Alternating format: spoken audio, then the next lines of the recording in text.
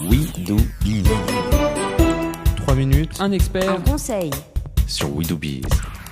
L'expertise, c'est tout de suite sur We Do Biz, une fois de plus, avec Frédéric Vandeuve. Bonjour. Bonjour Thomas. Frédéric Vandeuve, je le rappelle, vous êtes directeur associé chez Halifax Consulting. Et alors aujourd'hui, vous venez avec une chronique qui m'a plutôt étonné. Parce qu'habituellement, quand on parle de développement commercial, de vente, de négociation, on parle de ses clients avec lesquels il faut parfois batailler pour obtenir gain de cause. Et on aurait tendance à rêver de clients gentils, voire très gentils. Vous nous dites non, attention. Méfiez-vous de ces clients trop gentils. Qu'entendez-vous par là? De quoi faut-il se méfier? Alors effectivement Thomas, c'est vrai que pour réussir dans la vente et le business développement, il vaut mieux avoir une grande confiance en soi et donc et installer aussi des relations de confiance évidemment avec ses clients.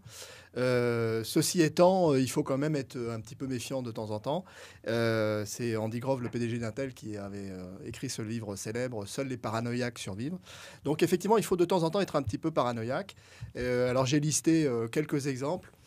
On peut dire le premier exemple, c'est le client trop gentil qui nous reçoit, qui est très à l'écoute, qui est très curieux, qui nous demande énormément de choses et qui nous fait perdre beaucoup de temps finalement et sur un projet qui n'aboutira jamais. Donc c'est ce qu'on appelle chez nous le monsieur idée, mais qui en restera au stade de l'idée.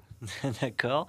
Alors ça, c'est le premier client gentil, mais qui finalement ne sert à rien, qui d'ailleurs ne devrait jamais devenir un client. C'est le Canada Dry du client.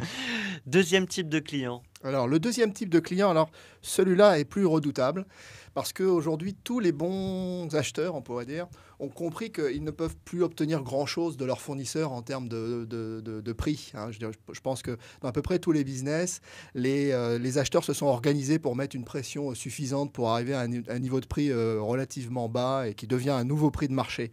Et que donc, s'ils veulent aller plus loin et obtenir des nouvelles sources d'économie pour leur entreprise, bah, ils doivent revoir complètement la façon de travailler. Donc là, ce sont des gens qui vont être très, très gentils.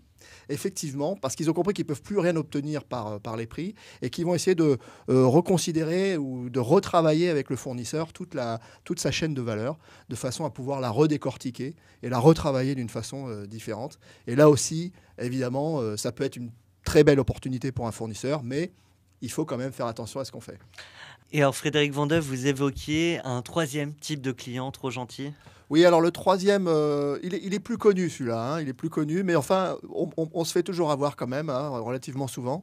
C'est plutôt dans la négociation finale, dans une négociation qui peut être difficile, et effectivement, vous avez le bon et le gentil qui apparaît.